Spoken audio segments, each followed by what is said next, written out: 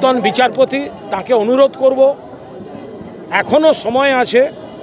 আপনি আচমকা বিজেপিতে যাওয়াটা আপনার ভুল সিদ্ধান্ত। এখনও সময় আছে। কারুর কথায় প্ররোচিত না হয়ে আপনি জানিয়ে দিন আপনি দাঁড়াবেন না। কারণ তমলুক লোকসভা কেন্দ্রে দেবাংশু ভট্টাচার্যের কাছে আপনি নিশ্চিতভাবে পরাজিত হতে চলেছেন।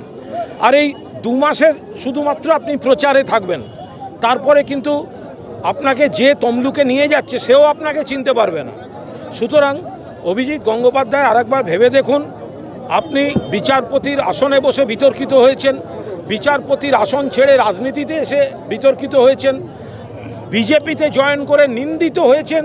কিন্তু আপনি যদি ভোটটা নিশ্চিতভাবে পরাজিত হতে চলেছেন, সেক্ষেত্রে কিন্তু আপনার আর ব্যক্তিগত কোনো মান সম্মান অস্তিত্ব থাকবে না। আপনাকে সামনে রেখে ফাটকা খেলতে নামছে যারা নামছে, যারা আপনাকে নামাচ্ছে তারা কিন্তু আপনাকে পাশ থেকে সরে যাবে।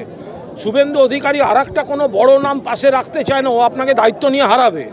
তার সমস্ত কিছু নমুনা দেখা যাচ্ছে। এখনও সময় আছে। ক্যান্ডিডেট লিস্ট ঘোষণার আগে আপনি জানিয়ে দিন যে আপনি প্রতিদ্বন্দ্বিতা করবেন না। আরে আর কত ছবি তুলবো? তাহলে আমি কি ছবি হয়ে যাবো? ছবি হয়ে তুলবো? স্যার ডেটটা দেখতে বুঝে আছি, ডেটটা দেখে আপনার ছবি দেখার জন্য সবাই অপেক্ষায় আছে।